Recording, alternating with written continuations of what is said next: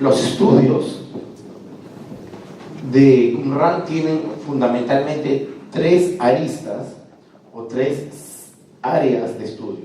El primero es la comunidad, es decir, quiénes fueron los individuos que vivieron allí, cómo vivían, en dónde vivían, cómo eran sus casas, etc. El segundo es la producción que tenían en cuanto a literatura. Y el tercero es en qué aporta esa literatura a la comprensión actual de la Biblia, sobre todo el Nuevo Testamento. Porque estos textos se generan 150, 200 años antes del nacimiento de Jesús y del Nuevo Testamento. ¿Bien? Así que rápidamente, ya que el título que tenemos es los manuscritos, ese debe ser nuestro centro el día de hoy. Sin embargo, los manuscritos no se entienden si no entiendes primero al que los escribió. Vamos a dar una pasada rápida a quienes lo escribieron, ¿sí? Bien, el título que yo le he puesto a esto es Khirbet Qumran. La palabra Khirbet significa en árabe ruina. Bien, esta es la entrada a lo que se llama el Gan Leumi Qumran. El Gan Leumi significa el Parque Nacional, o lo que nosotros conoceríamos hoy como reserva, la Reserva Nacional de Qumran. En la fotografía que ustedes tienen al frente está el profesor Adolfo Reutemann. La mayoría de repente no lo conoce, le voy a explicar rápidamente quién es él. El profesor Adolfo Reutemann es el curador, es decir, aquel que vigila, protege y está a cargo del Museo del Libro en Jerusalén. El Museo del Libro es aquel museo donde se guardan todos los rollos que se encontraron en Qumran. Nadie en el mundo de habla hispana sabe más de los rollos de Qumran que este caballero. Nadie. De hecho, él es el único que tiene acceso a estos rollos. Bien. Él fue mi profesor en la Universidad Hebrea. Y en este caso nos está mostrando una réplica del Scriptorium, tal como le llamó Roland de Bon, de una manera equivocada. Esta parte inferior es donde los antiguos habitantes de Qumran ponían los paños de piel una vez que ya estaban escritos y los cosían. En la antigüedad, en aquella época, no se escribe en mesa. La mesa que está aquí es mesa de trabajo para coser, no para escribir. En la antigüedad se escribía en las rodillas o en el regazo, y el escriba, el sofer, se sentaba en el piso. Esa es la forma que incluso hasta el día de hoy los judíos yemenitas conservan y la consideran la única apta para escribir la Torá. Escribir en el piso, en las rodillas. Lo habrán visto también cuando ven algún escriba egipcio, ¿verdad? Estas son algunas cosas que se encontraron, pedazos de sandalia. Quiero que vean esto, chicos, miren. Miren esto, miren esto. Esas no son las cuevas donde se hallaron. Lo que sucede es que la composición de este tipo de piedra con el que están hechos los montes de este lugar y el clima hacen que la propia piedra se socave, y hay innumerable cantidad de cuevas. Ahí estamos con el profesor Adolfo Reutemann, y aquí tenemos nuevamente más cuevas. Miren aquí, miren aquí, miren aquí. Repito, estas no son las cuevas a las cuales nos vamos a referir, pero la intención de esto es que ustedes vean primero el terreno tan escarpado que existe, y segundo, que la formación de cuevas es natural allí. De hecho, cuando la Biblia dice que David se escapa, ustedes recuerdan que David se escapa de Saúl y se esconde en unas cuevas. Él está en una cueva de estas, porque él está en En Gedi. Y En-Gedi está ahí nomás, a 600 metros de esto. En-Gedi es un oasis natural. Y David se había escondido en una de estas cuevas, igual que otros personajes en la Biblia, utilizaron estas cuevas naturales a manera de resguardo. Este es el complejo arqueológico de Qumran. Todos estos son las bases, evidentemente, las bases son de piedra y luego muchas de las paredes eran construidas con ladrillos de barro, otras sí eran construidas con piedra. Muchas de ellas se han caído, evidentemente. Estos son los diferentes cuartos en el emplazamiento. Esto es muy chico, solamente tiene 100 metros por 80 metros. No es muy grande. De hecho, la importancia de esto no está en la construcción arqueológicamente hablando, sino en lo que las personas que viven ahí dejan como legado a nosotros. Cualquier ruina del Perú es mucho más vistosa y más hermosa que esta, pero pues la diferencia es que aquí se encuentran las personas que escriben lo que nosotros conocemos hoy como la Biblia más antigua del mundo.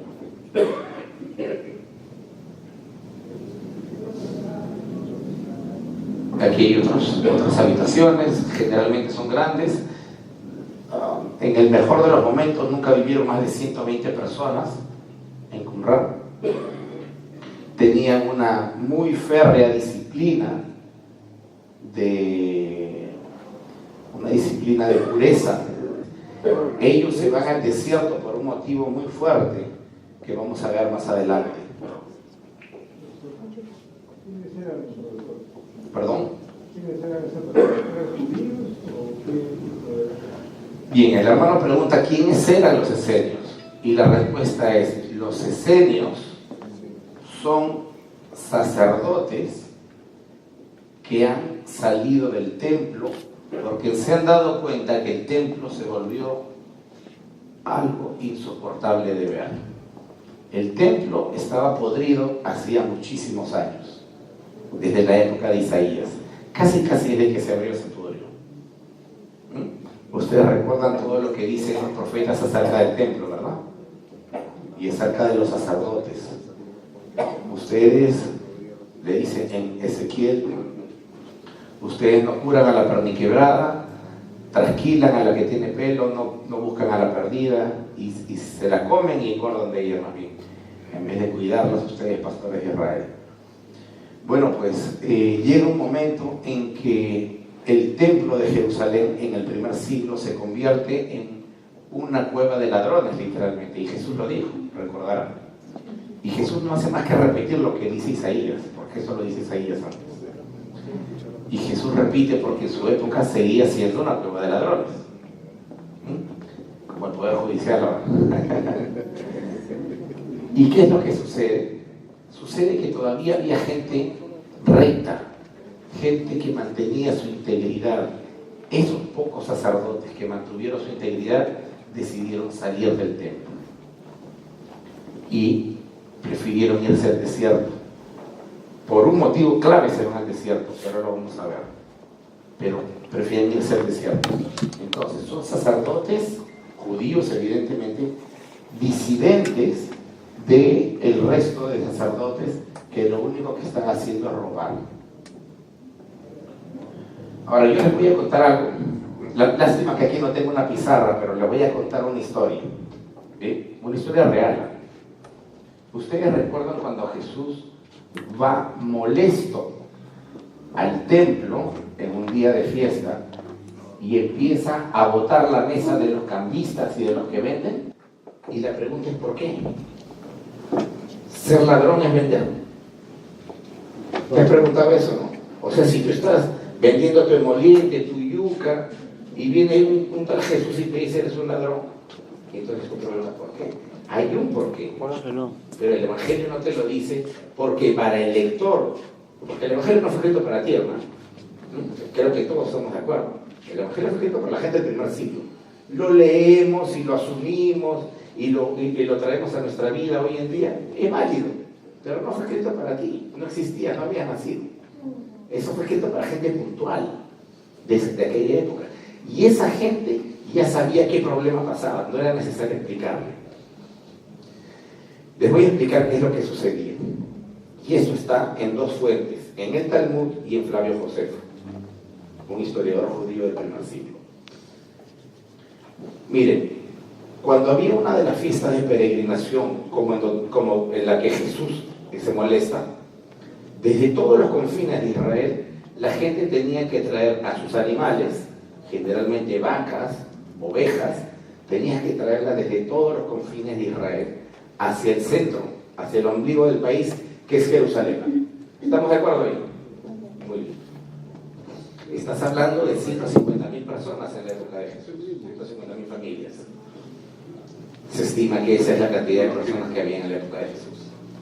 Evidentemente, si tú te vas a dar un viaje desde Chosica hasta el Callao a pie, no llevas una vaca. ¿Qué es lo que haces? Llevas la plata y la compro allá, porque la vaca me va a retrasar el camino. ¿No es cierto? Bien. Eso hacía la gente. La gente iba y compraba los animales en la puerta del templo. ¿Sí? Hasta ahí no hay nada de malo. Pero cuando compraban el animal en la puerta del templo, la persona que ofrece el animal no entra a sacrificar al animal, menos a quemarlo. ¿Quién lo hace? El sacerdote. Y el sacerdote no te deja pasar. Tú pasas hasta la primera puerta. De la segunda puerta para adentro solamente entran sacerdotes. Entonces tú vas y le dejas en la puerta, toma mi vaca. Bien, te cierran la puerta. Muchas gracias, hermanito. Y tu vaca salía por la puerta de atrás y volvía a ser vendida en la puerta. Una y otra vez. Entonces tu vaca no la sacrificaban. Lo que hacían era revender tu vaca nuevamente para que la compre otro y luego nuevamente otro. A ese círculo vicioso de corrupción es exactamente lo que se refiere Jesús cuando dice: ustedes han convertido el templo de mi Padre en una cueva de ladrones. Evidentemente esto no se le explica a la gente del primer siglo porque sabe lo que está pasando, pero para nosotros ya se convierte en algo más difícil de entender si es que no leemos las fuentes de aquella época. Entonces, esta corrupción es la que lleva a algunos sacerdotes a salir del templo y a exiliarse en el desierto, hermano. ¿Se entendió? ¿Qué es lo que dicen todos los profetas? Eso no empieza con Jesús, empieza con Jeremías. Es decir, todos los profetas lo que hacen es dar su discurso antitemplo, porque el templo se convierte en un sistema opresor. En este lugar es la sala de lectura. Como ustedes pueden ver, aquí hay una pequeña protuberancia, algo así como una vereda, en donde la gente se sentaba de esa manera y leía. Este es el comedor. Se sentaban en el piso. En el primer siglo no existían sillas ni mesas, por si acaso. ¿Ya? No existen sillas ni mesas. Es el retrato que nosotros vemos de Da Vinci, de la última cena, donde están en una mesa y sillas. Pues eso es anacrónico, ¿no? Eso no pasó en la vida real. Ellos se sentaban en el piso para comer. Y se sentaban en todo el perímetro. Se han encontrado de todo. Se han encontrado cucharas, tenedores, peines. Se han encontrado sandalias, correas, muchísimas cosas se han encontrado acerca de esto. Este es un mikvé. Un mikvé es una especie de piscina pequeña que se llenaba. Aquí está la escalerita, bajas y esta es una pared, ¿se dan cuenta? Esta es una pared recubierta y eso lo llenaban de agua. A pesar de estar en el desierto, habían hecho conductos para la lluvia y lo llenaban de agua, generalmente de lluvia. Hay solo 2 aguas permitidas para hacer la purificación. es o el agua de lluvia o el agua de río. Entonces, aquí ponían el agua y aquí procedían a hacer las purificaciones.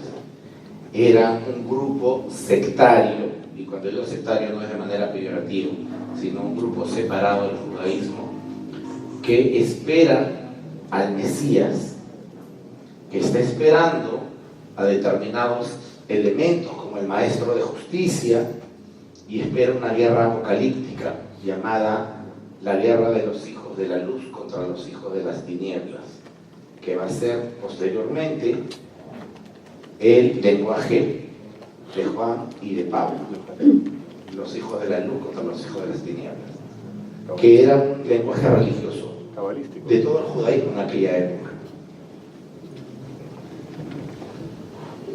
Y aquí están las cuevas.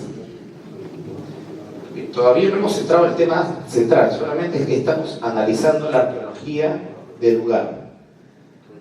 Aquí está el piso, aquí abajo, miren, aquí abajo está el piso, por si acaso. Bien, para subir, evidentemente es muy difícil. Nosotros cuando subimos lo hacemos por acá arriba, y por acá arriba empezamos a bajar, que es mucho más fácil.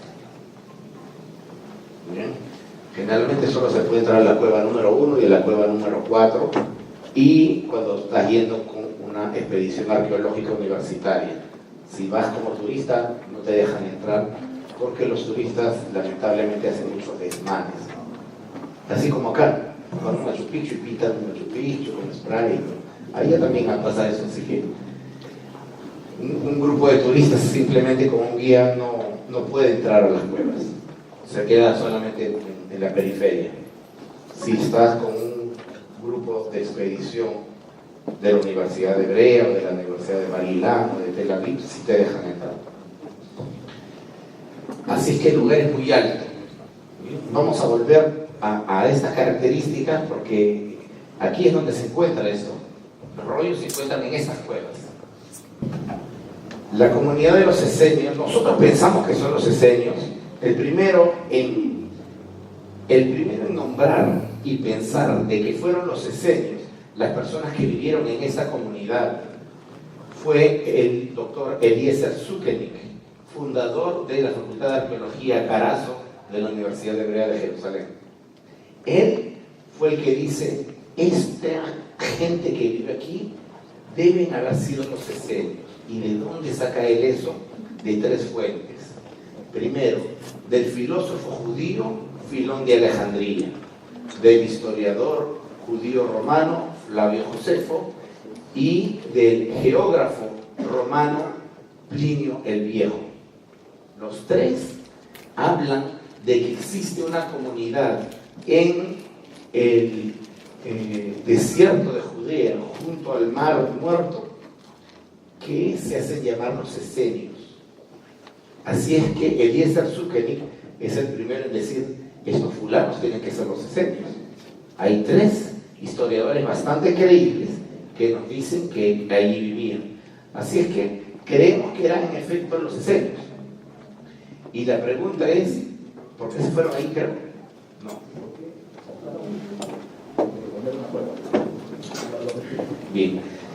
Los esenios abandonan el templo, los sacerdotes. Recuerden que eran sacerdotes judíos, pero eran sacerdotes sanos, que no querían robar, que creían que Dios le gustaba la pureza. Así es que ellos abandonan el templo en el año aproximadamente 250 a.C. Y en el 250 a.C. aproximadamente forman esa comunidad en el desierto. Ellos sobreviven y escriben durante unos 300 años hasta el año 66 después de Cristo, cuando empiezan a llegar las tropas romanas a Jerusalén para destruirla. Entonces, cuando llegaban las tropas romanas, no solo destruían Jerusalén, destruían a todo lo que estén por ahí. Ellos sabían que iban a ser también destruidos y no querían que sus escritos, que eran lo más preciado que tenían, porque en ellos estaba la palabra de Dios, no querían que se destruyan. ¿Qué es lo que hacen? Los esconden allí, en esas cuevas que hemos visto hace un rato. Y los esconden allí porque allí no lo puedes ver. Claro, nosotros ponemos una foto sabiendo que está ahí, pero si tú pasas caminando no tienes la menor idea de que eso está allí, porque está camuflado y está muy alto. Es como que estés caminando por la Costa Verde, por donde pasan los carros abajo, y tienes arriba en el acantilado, tuvieras cuevas escondidas. Entonces la gente transita por abajo y no logra ver lo que está ahí escondido. Y pues la finalidad de haberlos escondido es para salvarlo de la destrucción y de la incineración, estos rollos de los romanos. Se esconden allí en el 66 después de Cristo. Protección, exactamente. Bien, lo que tenemos aquí es el santuario del libro. Quien cuida este santuario, ya lo vieron en las fotos anteriores, es el doctor Adolfo Reutemann. Y como ustedes verán, el santuario del libro está en un sótano, porque está debajo de la tierra, tal como se encontraron los rollos. Y la forma de la cúpula es esta, la de una tapa, ¿se dan cuenta? Es decir, los dos arquitectos que hicieron esto pensaron en hacer una tapa porque debajo están los rollos. Es como si fuera una gran ánfora de este tipo, un gran cántaro. Luego hay otros elementos del santuario del libro como el agua que es muy importante para ellos por la purificación. El agua significa vida y purificación, así que le pusieron agua. Y el color blanco es por los hijos de la luz. Al frente hay una pared negra hecha a propósito para expresar esa dualidad de las tinieblas. Ubicación geográfica. Vamos a ubicarnos de manera aérea. El Mar Muerto, que se dice en hebreo Yam Hamelach, es un lago extremadamente salado. En realidad no es un mar. El Mar Muerto es un lago. Igual que el Mar de Galilea no es un mar, ¿verdad? Es un lago. Tenemos un problema ahí. Un problemón. Es muy salado y se sitúa en una profunda depresión a 430 metros bajo el nivel del mar. El Mar Muerto es el punto más bajo de todo el planeta. No hay un punto más bajo de todo el planeta que este. Está a 400 metros debajo de la tierra. Es una hendidura. Y hay algo curioso. Jerusalén está muy cerquita ahí. Y Jerusalén está a 800 metros sobre el nivel del mar. Porque Jerusalén está sobre unas montañas. Así es que para poder llegar aquí, primero tienes que subir a Jerusalén para poder bajar aquí.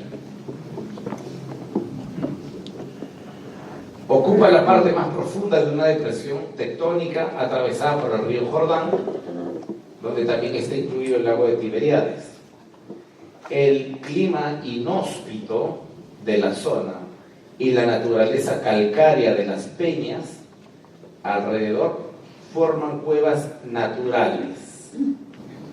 Este es el Mar Muerto, o el lago muerto, como prefieran llamarle. Aquí está Qumran. Como pueden ver, está muy cerca, estará a unos 600 metros desde donde ellos vivían. Tú ves la playa. Claro, es una playa donde no te puedes bañar, eso es lo malo. Sí, muy salada, exactamente. Y Jerusalén está aquí, miren. Está muy cerca realmente. En auto son 30 minutos, entre 25 y 30 minutos. Y caminando es más o menos mediodía, ¿no? No está tan lejos. Exactamente. El río Jordán termina en el Mar Muerto. Sí. Entonces esta es la ubicación que nosotros tenemos. Y estas son las formaciones que hemos visto, cuevas por doquier, por donde voltees hay cuevas. No todas tienen rollos, evidentemente. No todas tienen rollos, pero se forman sola por la naturaleza propia del clima, la salinidad, la formación de la roca, la composición de la roca, todos estos elementos hacen que se formen cuevas de manera natural. Bien, en el año 1947, dos beduinos de la tribu Tahamire, cuyos nombres son Mohamed Ad-Dib y su primo, estaban por esos parajes haciendo comer pasto, porque crece pasto, muy poquito, pero crece, a sus cabras. En aquel momento, una de sus cabras, aquí ya son señores mayores, cuando ellos experimentan lo que les estoy contando, tenían 16 años. ¿Bien? Eran unos jovencitos, unos adolescentes. Entonces, una de sus cabras se les escapa. Los que han vivido en la sierra saben que a las cabras les gusta subir, se trepan, ¿verdad? Se trepan en lugares muy pequeñitos, incluso se quedan paradas las cabras. Entonces las cabras se les escapan y uno de ellos sube a buscar a su cabrita y la cabrita se había metido a la cueva. Entonces cuando él entra a la cueva a buscar a la cabrita, oh sorpresa, se encontró con cántaros de este tipo, exactamente del mismo tamaño y con rollos en su interior. Esto es lo que descubren de manera absolutamente fortuita por ir a buscar una cabra. De alguna manera le debemos la fidelidad de la crítica textual y la traducción bíblica el día de hoy a esa cabrita traviesa. Estos dos beduinos de la tribu Tahamire encuentran de manera fortuita, casual, lo que llamaríamos luego la cueva número 1. Hoy en día se han encontrado 12 cuevas.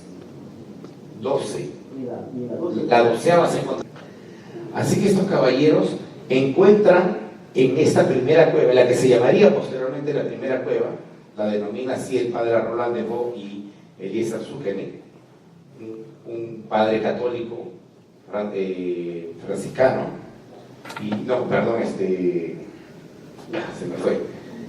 dominico, Roland de Vaux, de la École Biblique de Jerusalén, y también Eliezer Zuckene, profesor de la Universidad Hebrea de Jerusalén, y como les dije, fundador de la Facultad de Arqueología, Carazo. Ellos dos nombran a esta cueva como la número 1. Y se encuentra dentro de esta cueva, se encuentran 7 rollos. 7 rollos, que por casualidad vendrían a ser los 7 rollos más importantes de todas las cuevas. En la primera cueva se encontraron esos 7 rollos. ¿Qué es lo que hicieron los dos jóvenes? Agarraron todo y se fueron a su casa y dijeron, ¿ahora qué hacemos con esto? Ellos no tenían la más mínima idea de lo que tenían en las manos. Ellos querían venderlo a $100. Ellos querían vender lo que le den, cosa que hicieron posteriormente. Ustedes saben cómo es la vehemencia y el ímpetu de los jóvenes, que a veces no piensan bien las cosas. Tampoco sabían la magnitud de lo que tenían entre las manos. Así es que lo que ellos hacen es llevarla donde un anticuario árabe. Esta es la entrada de la cueva número 1.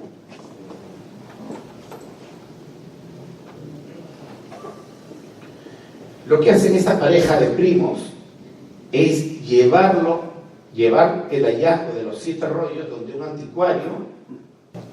Estaban tapadas con un textil. El rollo está tapado con un textil y metido en él. Así es. Los beduinos que encontraron los rollos, ¿llegaron a leerlos, a interpretarlos o no tuvieron? Nada de nada. No tenían ni idea de lo que... El idioma que estaba ahí no existía, no hebreo. Es hebreo. Y ellos hablan árabe. Ellos hablan árabe. Y además no es cualquier hebreo. Es paleohebreo. Es paleografía hebrea en su estadio más tardío. No es el hebreo actual, ¿no? Entonces, para leer eso había que ser un especialista. El contenido de la cueva 1, o sea, de lo que encuentran los caballeros que estamos hablando, los beduinos Tahamire, es el siguiente.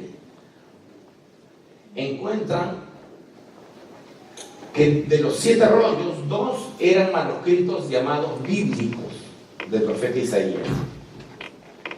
Ustedes notarán que yo le pongo bíblicos con comillas. ¿Por qué le pongo bíblicos con comillas? ¿Quién me dice? A ver. Todavía no se había establecido el canon del Antiguo Testamento. Exactamente, gracias José. Porque la Biblia no existe en esta época, pues hermanos. Decir manuscrito bíblico en esta época, 200 antes de Cristo, es un anacronismo. El canon de la Biblia que tú lees hoy, y yo también, se establece entre el primero y el segundo siglo después de Cristo. Ni siquiera en la época de Jesús había Biblia, por si acaso. Ni siquiera en la época de Jesús tenían el canon con Génesis, Éxodo, Levítico, Malaquías, que tú y yo leemos hoy. Y lo que hace la gente es leer el que le gusta más. Las comunidades se reúnen y leen el que más les fascina, la historia que más les gusta. Unos leerán la historia de José, otros las de Abraham, otros las de Salomón como brujo, otros las de Satanás peleándose con el ángel Gabriel. Historias que no entraron al texto de la Biblia, sino que se quedaron afuera en el libro de Enoc o en el libro de Jubileos, etc. Pero el canon bíblico no existe en la época de Jesús, por si acaso. Así que nosotros no podemos proyectar nuestras ideas del 2018 en la época de Jesús o incluso antes. Entonces, estos 2 libros que se han de llamar siglos después bíblicos contenían 2 ejemplares de Isaías en una misma cueva. Completamente. Los 66 capítulos, 7 metros 34 de largo. También encontramos el apócrifo del libro de Génesis en esa misma cueva. La Septuaginta empieza a ser traducida en el año 280 a.C. y su traducción dura casi 150 años. No se hizo en 2 o 3 años, como la gente piensa. La traducción demora más de 100 años. No. La comunidad hebrea o la comunidad judía fuera de Israel, sí. En Israel no.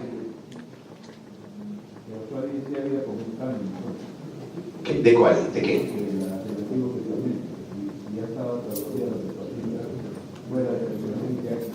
No. Demora más de 100 años. No. La comunidad hebrea o la comunidad judía fuera de Israel, sí. En Israel no. ¿De cuál? ¿De qué?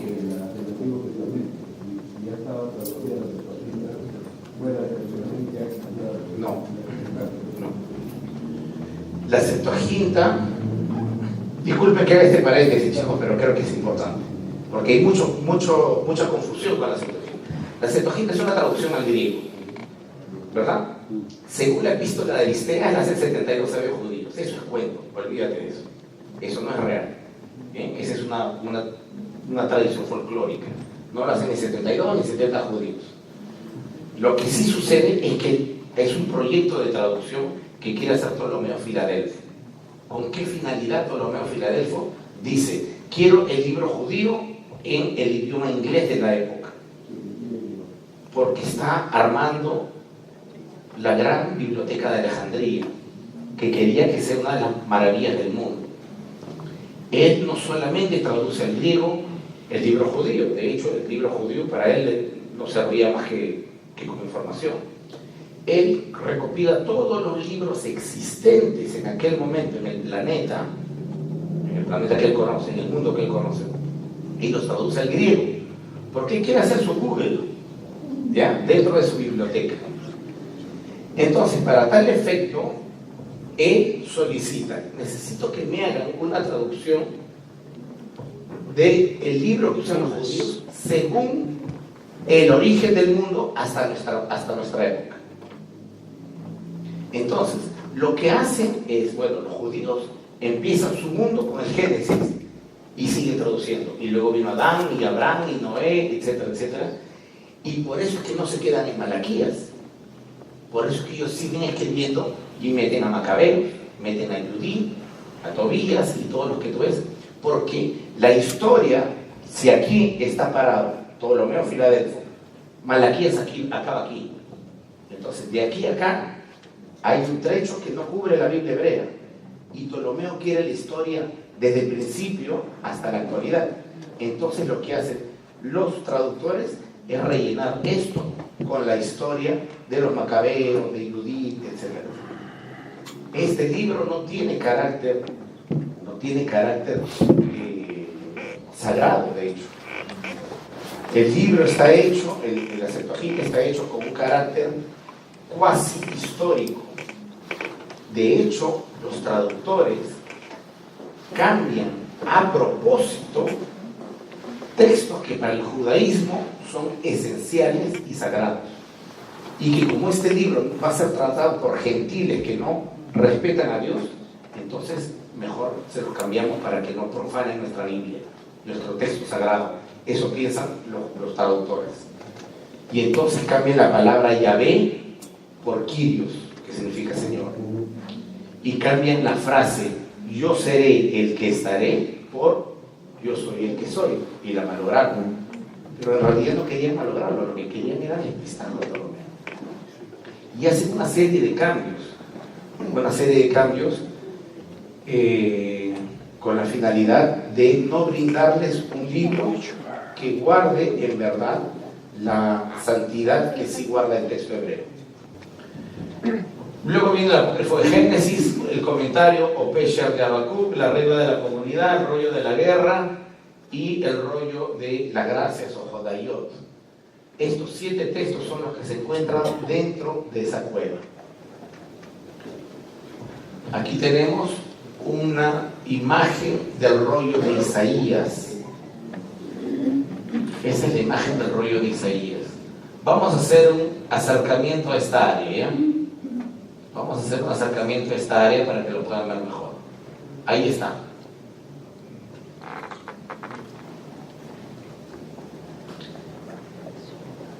¿Quién lee lo que dice aquí? A ver, los hebreos, los que están estudiando hebreo. ¿Qué dice aquí? ¿Jerusalén? Sí, Jerusalén.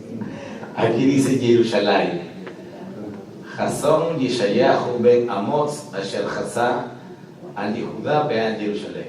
Visión de Isaías, hijo de Amós, que vio sobre Judá y Jerusalén en los días de Usías, etcétera, etcétera, y Jotam. Así es el estado en el que se han encontrado los rollos. Bien, este es el estado en el que se han encontrado los rollos y en realidad su hallazgo ha permitido confirmar, antes de que los rollos sean encontrados, y los rollos, recuerden, son de aproximadamente el año 250 antes de Cristo, antes de que estos rollos fueran encontrados, las copias más antiguas que teníamos de la Biblia hebrea o Antiguo Testamento eran de la Edad Media.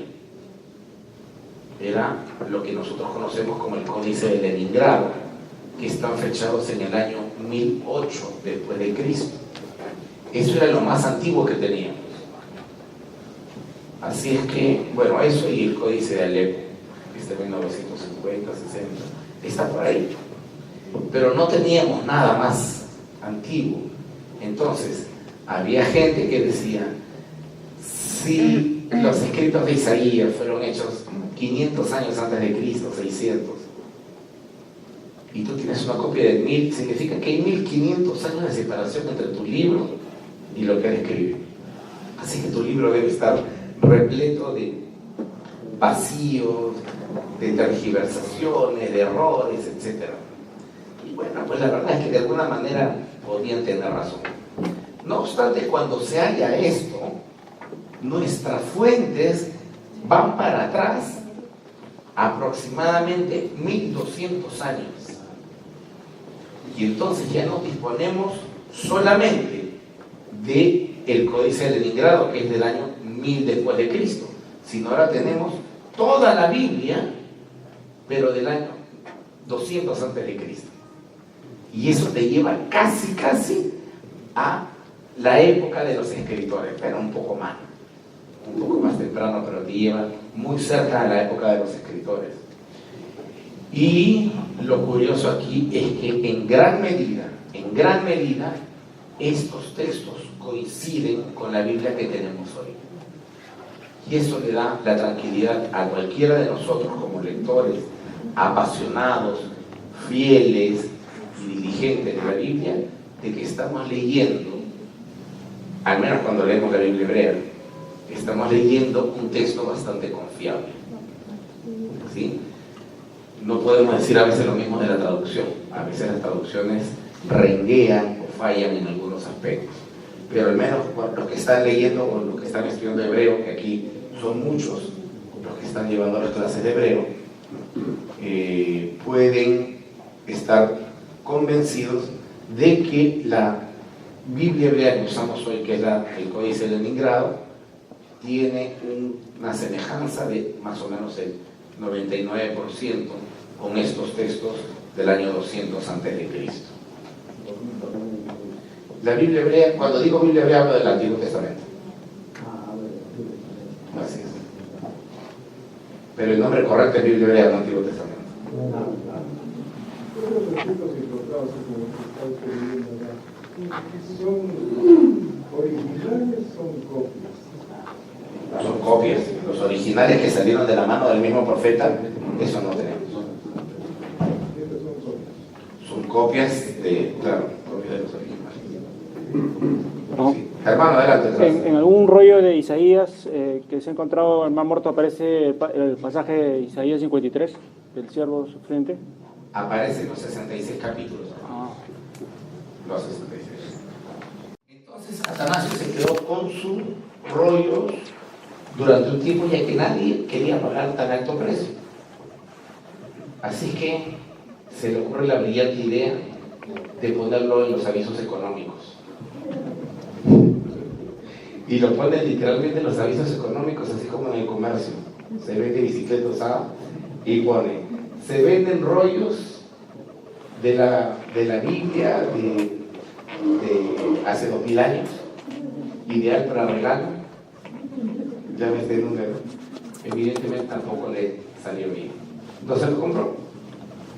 En simultáneo, el doctor Eliezer Sukenik, de quienes hablé desde el principio, compró los otros 3 rollos que quedaron. El profesor Eliezer Sukenik es el fundador de la Facultad de Arqueología de la Universidad Hebrea de Jerusalén, llamada Facultad Carazo de Arqueología. Él es el fundador y padre del famosísimo arqueólogo Igal Yadin, quien descubrió Masada, quien escribió acerca de Megiddo, y uno de los Jericó también, uno de los arqueólogos más prolíficos que ha tenido Israel es Igal Yadin. Este es su papá. No se apellidan igual porque Igal Yadin se cambió el apellido, pero su apellido real era Sukenik también. Así que este distinguido caballero pide fondos a la Universidad Hebrea de Jerusalén, que tenía unos 15 años de haber nacido recién. La fundó Albert Einstein, y pide fondos para que puedan comprar estos rollos. La universidad tampoco tenía fondos, así que estira la mano a Europa, a los judíos de Europa, y le dicen: cómpralos. Le entregan el dinero y entonces la universidad se queda con esos 3 rollos. Con el pasar del tiempo consigue el resto, los otros 4 que eran de Atanasio. En los estudios bíblicos se considera que hay como mínimo 2 Isaías. ¿De dónde sacamos nosotros que hay 2 Isaías? Sencillo. El primer Isaías, ¿con qué rey vive? Con Usías, con Ezequías. ¿Se acuerdan? Al rey Ezequías lo tenía en su corte, etc. Entonces, estamos hablando del año 700 antes de Cristo. Isaías vive en 700 antes de Cristo, el primero, el original. Y cuando Isaías profetiza, siempre le dice, arregla las cosas, no confíes en Egipto, deja de ser idólatra, porque va a venir la destrucción. ¿Vale? Y antes de que llegue la destrucción, Isaías muere.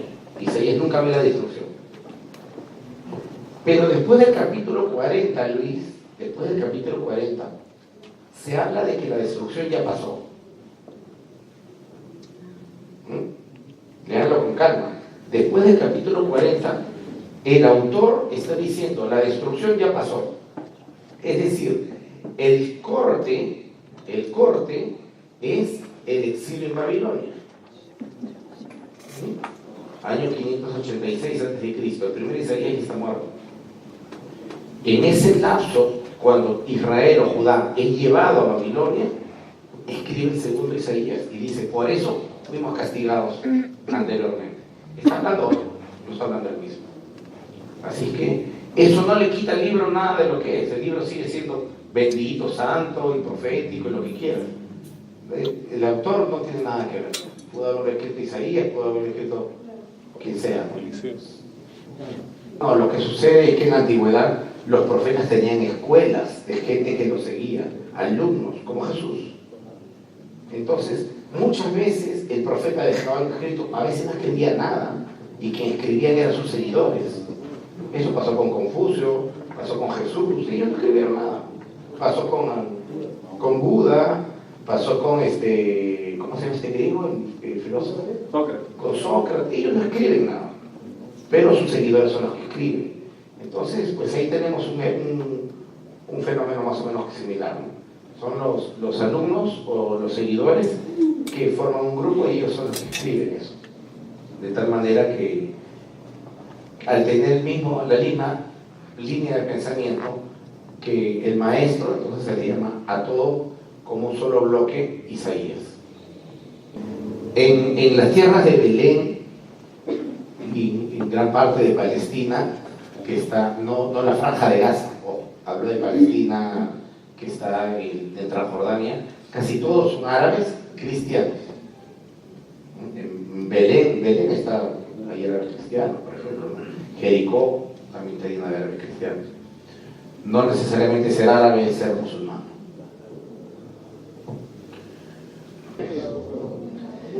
Los tipos de manuscritos hallados en las cuevas, manuscritos bíblicos, se hallaron de todos los libros de la Biblia hebrea, menos el libro de Esther. Ojo, todos los libros, Génesis, Éxodo, Levítico, Malaquías, todo, menos Esther. Se hallaron 37 copias del libro de los Salmos, 30 copias de Deuteronomio y 21 copias del libro de Isaías. Mira tú, ¿eso qué te indica? Te indica la preferencia por este tipo de literatura, la alabanza, las oraciones, que son los salmos, ¿verdad? Luego copias de Deuteronomio, la ley, porque era una sociedad muy legalista, ellos se ceñían mucho a la ley. Y tercero, su expectativa mesiánica que tiene Isaías. Esos tres son los pilares fundamentales de la mentalidad de ellos. Pero acá viene algo que es muy interesante. Están todos los libros de la Biblia hebrea menos el libro de Esther. La pregunta es ¿por qué no está el libro de Esther? Porque no mencionan la palabra Dios. ¿Y por qué no mencionan la palabra Dios? Está oculto. Porque es un libro que no habla de Yahvé. Mardoqueo, que es el héroe, viene del nombre Mardukai, siervo de Marduk, del dios Marduk.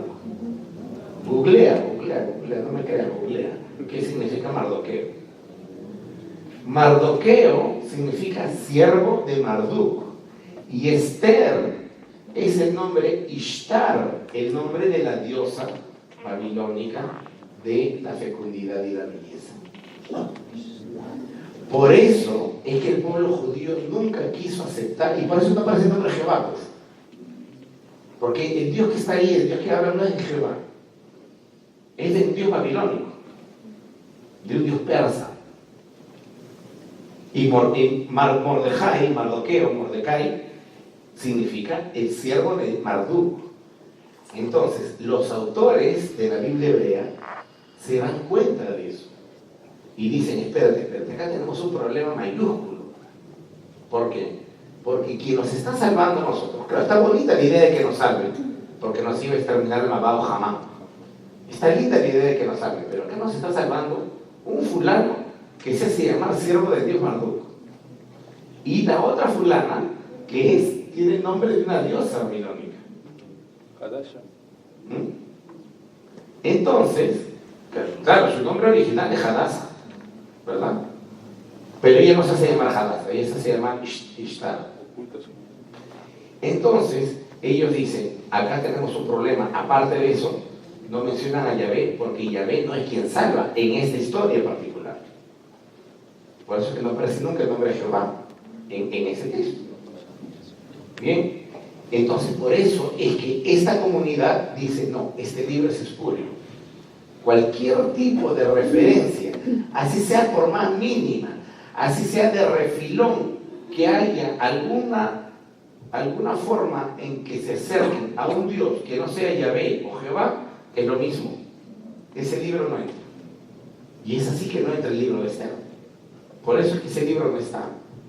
Y Esther, para información general, es el último libro en entrar a la Biblia hebrea o Antiguo Testamento, el último en el siglo II, después de los concilios que hizo el pueblo judío. Porque la mayoría no quería que entre. La mayoría no quería que el libro entre por los motivos que le digo. No es solamente el hecho de que Dios no esté. Se puede tolerar el hecho de que Dios no esté. Pero el hecho, lo que sucede es que nosotros leemos la Biblia en español, pues, y la R en español pierde los nombres. ¿Me entiendes? Pierdes el sentido, exactamente. Y entonces, eso es lo que sucede. Ruth sí aparece, Ruth sí está. Bien. En las ciencias bíblicas no se especula, hermano. En las ciencias bíblicas, en las ciencias en general, uno no dice, ¿y si pasa esto? ¿Y si fuera lo otro? No. En las ciencias nosotros nos basamos en la evidencia. Y la evidencia nos dice a nosotros, las evidencias que se han encontrado, los hallazgos de sellos personales, que sería su DNI de los antiguos, ellos tenían sellos personales, en donde aparece en un lado del sello, aparece un hombre, siempre, generalmente un hombre así, y arriba está el dios Marduk, y su nombre abajo está escrito en persa. Siempre, todo el pueblo judío, o gran parte del pueblo judío, se asimila a las creencias persas, nos guste o no. Y a la vuelta del sello, en el otro lado, aparece su nombre hebreo. Y en algunos casos también aparece Yahvé, en algunos. Esos se han encontrado, 36 sellos de esos se han encontrado. Entonces, la evidencia nos dice que en efecto, tal como sucede hasta el día de hoy en el mundo entero, el pueblo judío muchas veces se asimila a las creencias del lugar donde están viviendo. ¿Por qué? Porque les conviene, por negocios, porque no quieren ser discriminados, así es que se mimetizan con el resto. Hay otra parte que no. Así es que ellos se cambiaban los nombres y de eso hay evidencia, eso no les obligaba a cambiarse. Tú acá vas a la colonia judía y se llaman Carlos, Francisco, Juan, Pepe, pero tienen un nombre hebreo que no lo usan. Y lo usan dentro de la comunidad judía. Pero ¿por qué se ponen Carlos, Juan, Pepe? Porque pues evidentemente quieren pasar desapercibidos. Sí, alguien preguntó, hermano, adelante. El nombre de Adonai está, dicen que está oculto dentro del rollo de Esther, que cada 40 letras aproximadamente está una de las letras del Yod Hei by Hei, oculta que la siguiente 40 y 40 y 40, es el nombre oculto, es lo que dice. Ese es Cábala, ¿no? Ese es un estudio de Cábala que no soporta un análisis científico. Sí, yo lo entiendo, de hecho está en el capítulo 6, si no me equivoco, yo lo he visto también, pero eso de saltar letras de manera equidistante, pues no puede ser un argumento sólido, ¿no? Lamentablemente. Entonces, hay varios tipos de libros que se encuentran ahí. Los bíblicos, ya sabemos que la palabra bíblico es anacrónica en este momento, pero los que nosotros hoy conocemos como libros bíblicos. Lo segundo es los manuscritos de la comunidad, donde está la regla de la comunidad, el documento de Damasco y muchos otros que fundamentalmente rigen la conducta dentro y fuera de la comunidad. Estos libros rigen absolutamente todo. La hora en que debes orar, cómo debes de comer, cómo debes asearte. A las mujeres también, a pesar de que no viven mujeres, al menos no ahí, sino a unos cientos de metros, las mujeres también tienen una forma de asearse, los varones. Es decir, hay una legislación muy pulcra, muy puntillosa para ser cumplida y mantener de esa manera el campamento de una manera, ¿cómo se dice? Pura, ¿no? Luego están los comentarios llamados Targum, el Targum de Levíticos, el Targum de Job, el Pesher de Isaías, Miqueas, Nahum, Habacuc, Sofonías, Malaquías, es decir, comentarios a esos libros. Y finalmente está el rollo de cobre, el rollo que nos habla nuestro hermano, escrito en una plancha de cobre y consigna 63 diferentes lugares dentro de Jerusalén donde se supone enterrar los tesoros del templo. Este rollo de cobre se encuentra en el museo de Amán, en Jordania. No se encuentra en Israel. Y es un rollo muy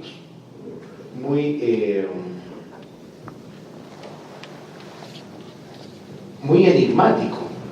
Es un rollo que de verdad se hizo en una plancha de cobre, se escribe y luego se enrolla y se queda así. Para desenrollarlo se tuvo que cortar en finas láminas, y luego ponerlas todas juntas para poder abrirlas.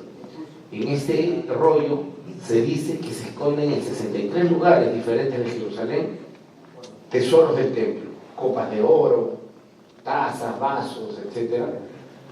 Utensilios de oro del templo se esconden porque ya saben que van a venir los romanos.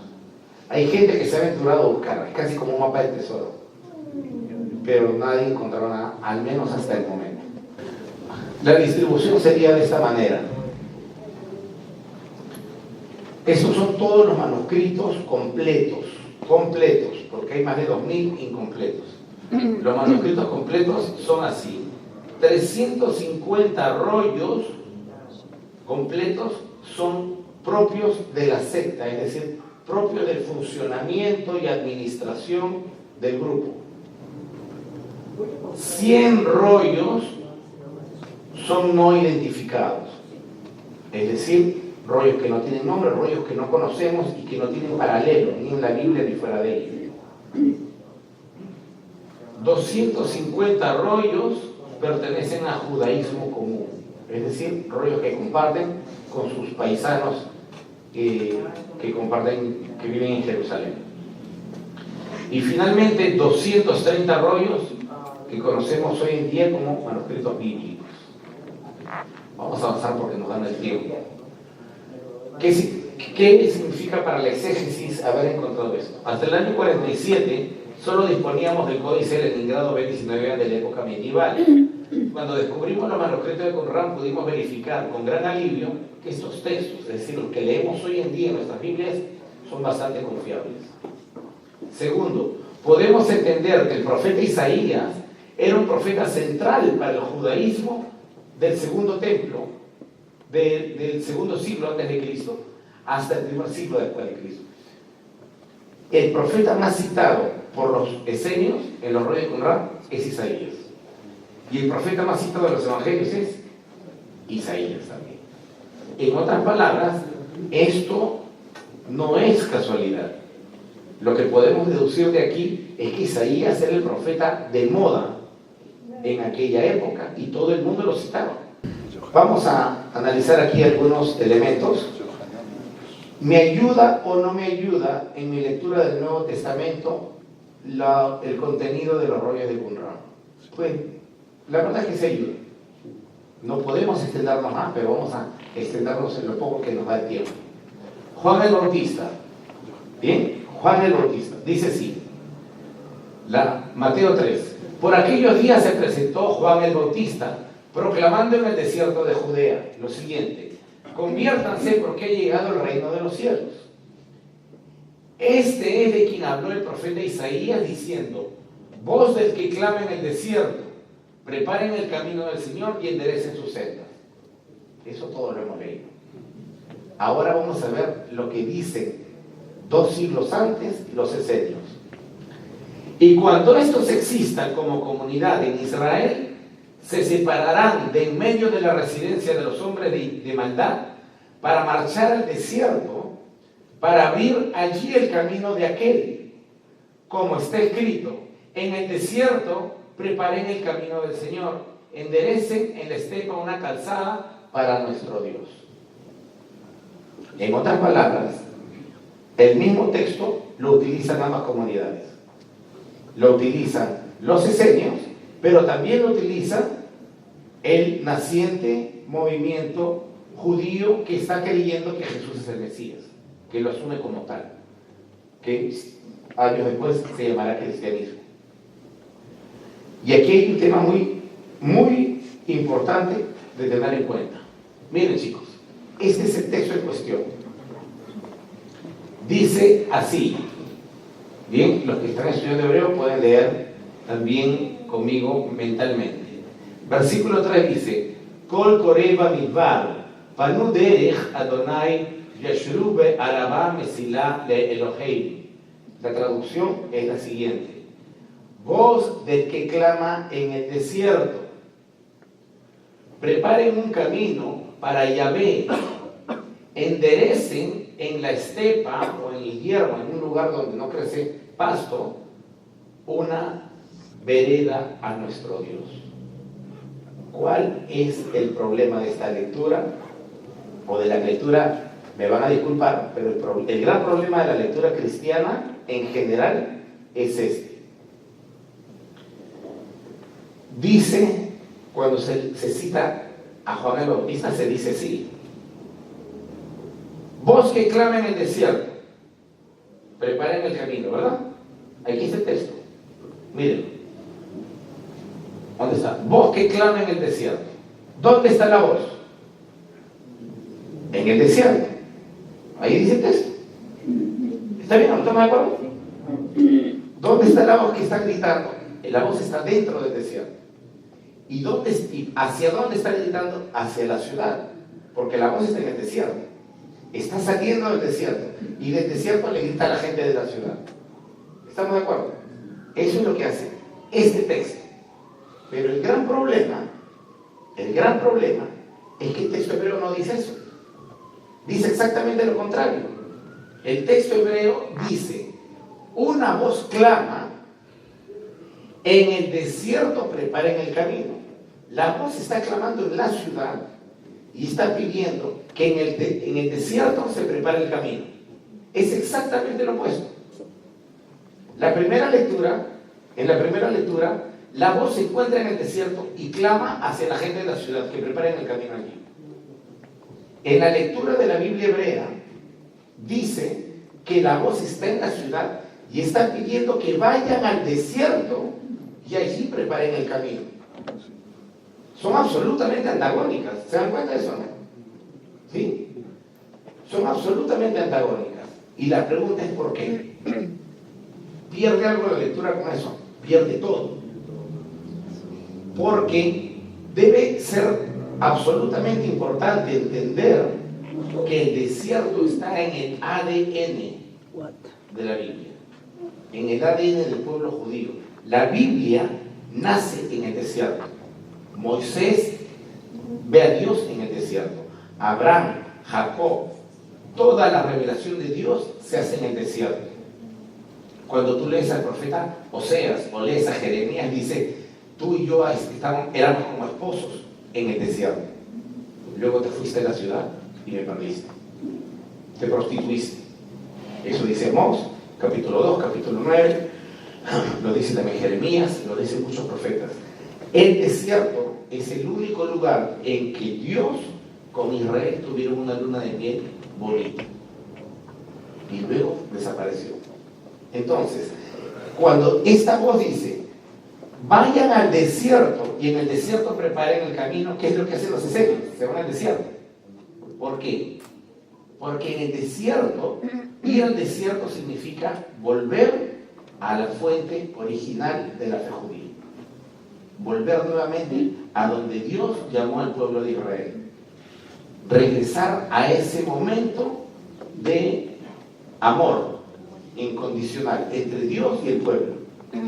Entonces, si tú no lees correctamente este versículo, parece muy inofensivo, pero si no lees correctamente este versículo, en donde ir al desierto no es un lugar geográfico, el desierto significa un lugar teológico. Ir al desierto significa regresa a Dios en la Biblia. Eso es lo que significa. A ver, hermano, tenemos que entender por qué cree usted, hermano, que cuando Elías huye, Dios lo manda al desierto y lo alimenta allí. ¿Por qué Jesús se va al desierto? ¿Por qué Juan el Bautista vive en el desierto? Porque el desierto significa regresar a Dios en la mentalidad de aquel pueblo. Nosotros no vivimos en el desierto, no esperemos entender lo que estoy diciendo. Pero eso es lo que ellos piensan. Si te parece bien, no es mi tema. Tú puedes ir a ignorar todo lo que te dije. Pero al menos investiga lo que te estoy diciendo. Al menos investiga. Los que me conocen saben que yo nunca digo, jamás que me crean de llano. De hecho, les digo, duden de todo lo que les he dicho, pero vayan e investiguen. Antes de negar las cosas, porque no está de acuerdo a lo que dice tu congregación, estudia e investiga. La gente en el antiguo Israel, y puedes leer todos los versículos que hablan del desierto, la gente en el antiguo Israel entendía que el desierto es donde habita la presencia de Dios. El pueblo vivió y dependió de Dios 40 años en un desierto, hermano. La única forma de volver a las fuentes era volver al desierto. ¿Qué le costaba a Jesús esos 40 días meterse al templo? ¿Qué le costaba irse al Líbano? ¿O qué le costaba irse a Siria a bañarse un rato en esos ríos que son tan hermosos, en los altos del Golán? No, él tenía que irse al desierto porque en el desierto se iba a fusionar, iba a ser uno solo con Dios. Esa es la mentalidad y ese es el mensaje de eso. Y eso pasa con todos los demás. Independientemente que me guste el mío, que conozca o no el desierto. Recuerda que este libro no fue escrito para nosotros, está escrito para un país desértico. Israel es un país desértico, hermano. El sur en especial. Bien, acá hay otro texto. Dice, odiarás a tu enemigo. Han oído que fue dicho, amarás a tu prójimo y odiarás a tu enemigo. Pues yo les digo que amen a sus enemigos y rueguen por los que les persiguen. Sin embargo, cuando tú lees la Biblia, ¿no?, el Antiguo Testamento, tú no ves esto. Tú dices, ¿y en qué parte dice la Biblia odiarás a tu enemigo? No dice. Sin embargo, aquí sí dice. Para admitir en la alianza de la gracia a todos los que se ofrecen a practicar los preceptos de Dios, para amar a todos los hijos de la luz, cada uno según el plan de Dios, y odiar a todos los hijos de las tinieblas, cada uno según su culpa. ¿Qué te está indicando esto? Esto no te está indicando que ellos le enseñaron a Jesús, no. Te están indicando que hay un pensamiento colectivo en ese momento en el judaísmo que es odia a los malos. Aunque no esté en la Biblia, aunque no esté en los escritos antiguos, el pensamiento colectivo es odia a los malos. Y entonces ahí recién te das cuenta que Jesús no está inventando algo, porque todos los demás judíos tienen el mismo pensamiento. Les han sido enseñados así, de decir odia a los malos. ¿Sí? ¿Se entiende? En este convulsionado primer siglo donde el pueblo judío se desarrolla, están los esenios, están los celotes, que son los sicarios, ¿verdad? Están los fariseos, los saduceos y diferentes movimientos, los sacerdotes, los diferentes movimientos religiosos, que cada uno están a veces enfrentados. En este lugar es donde nace el cristianismo. Uno piensa que sí hay resurrección, el otro piensa que no, etc. Y vamos a terminar con esto, ya estamos casi en la hora. Cuando Pablo dice, no se unan en yugo desigual con los incrédulos, porque ¿qué compañerismo tiene la justicia con la injusticia? ¿Y qué comunión la luz con las tinieblas? ¿Y qué concordia tiene Cristo con Belial? ¿O qué parte el creyente con el incrédulo? Bien, yo quería decirles que este vocabulario, hijo de la luz, hijo de las tinieblas, Belial, que no significa Satanás por si acaso, Belial, etc., es un vocabulario común. Es como aquí, miren, yo estoy en la calle, estoy en la combi, y yo sé generalmente quién es cristiano y quién no. Porque yo veo al otro y le dice, varoncito, ¿cómo estás? ¿Sí o no? Entonces tú sabes quién es el varoncito, o el amada, nos vemos. No, entonces estos son cristianos, dices. ¿Por qué? Porque es un tipo de lenguaje adquirido, colectivo, no importa de qué iglesia seas, ¿verdad? Entonces, ellos tienen su propio lenguaje de la época, ¿sí? El mismo lenguaje de la época. El lenguaje en donde Belial viene de dos palabras hebreas, Bli y Ya'al, que significa sin honra, sin dignidad. Generalmente se utiliza para personas que son flojas, vagas, de malvivir, etc. Y en este caso está representando lo malo. ¿Qué comunión tiene Cristo con lo malo? No se parece nada.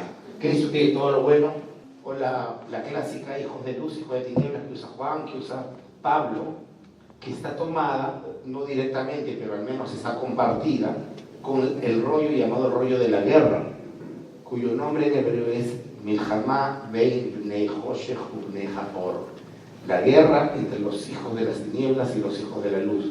Y es el mismo vocabulario religioso que exponen luego los evangelistas o Pablo. También lo utilizan los de Qumran. ¿Bien? Bien, un par de preguntas nada más y terminamos. Hermano, adelante. Yo quería que comentara lo que pregunté antes sobre la relación de 300+5 y el Evangelio de Marcos. Bien, aquí está.